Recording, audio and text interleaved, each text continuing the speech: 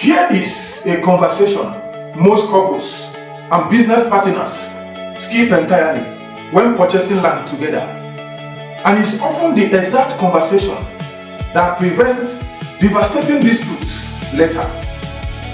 How exactly will this property be owned on paper between you?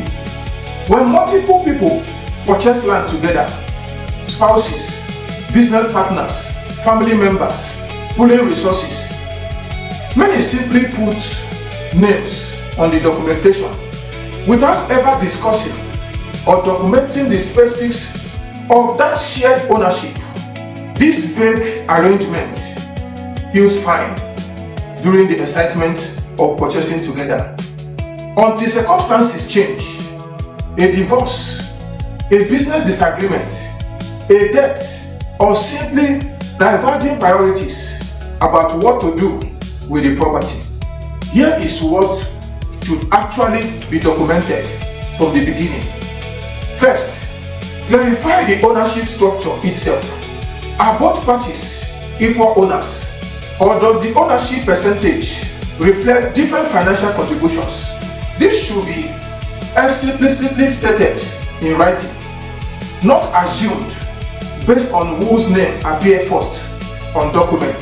Second, document what happens if one party wants to sell their portion while the other does not. Without a clear agreement, this scenario can force property sales neither party actually wants, or create a prolonged legal dispute among valuation and buyout plans. Third, for couples, specifically understand how property acquired during marriage is treated under applicable law in the event of divorce, and consider whether additional documentation beyond simply both names on a title might be advisable to clarify intentionals, particularly for significant investments. Fourth, for business partnership, document what happens if the underlying business relationship ends.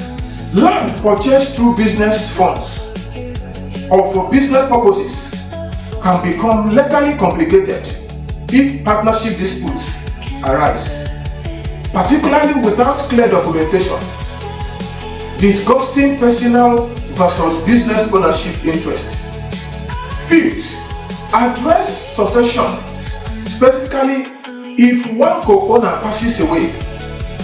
Does their share automatically transfer to the surviving co-owner, or does it pass through their individual estate to their own heirs? This single detail, often assumed rather than explicitly documented, has created significant family conflict when co-owners passed away without clarity on this exact question.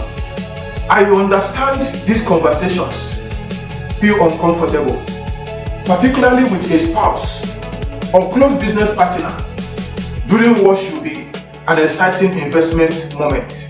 Nobody wants to discuss divorce or business dissolution while celebrating a new land purchase together. But here is the honest truth. These conversations are far easier to have proactively while the relationship is strong and everyone is reasonable, than reactively after circumstances have already changed and emotions are running high. Proper legal documentation of joint ownership arrangements is not about anticipating problems out of pessimism. It's about protecting the relationship itself from unnecessary strain by removing ambiguity before it has the chance to become conflicted. The investors who avoid painful co-ownership disputes are not the ones who assume everything would work out fine. They are the ones who had the uncomfortable conversation early, documented it clearly, and never had to have the fear or far more painful conversation later. If you are considering a joint land purchase and you want guidance on structuring ownership properly from the start, do well to reach out to us today at Bluesystem Property Dev Ltd. Let's help you protect both the investment and the relationship behind it. Smart investors, what we do on this channel is to guide you so that you don't make some silly mistakes that will cost you your hard-earned money. Like this video, share it to someone who is about to enter into a partnership land investment deal. Do well to subscribe so that you will always be the first to get our latest insightful land investment information on this channel. Thank you for watching. See you in my next.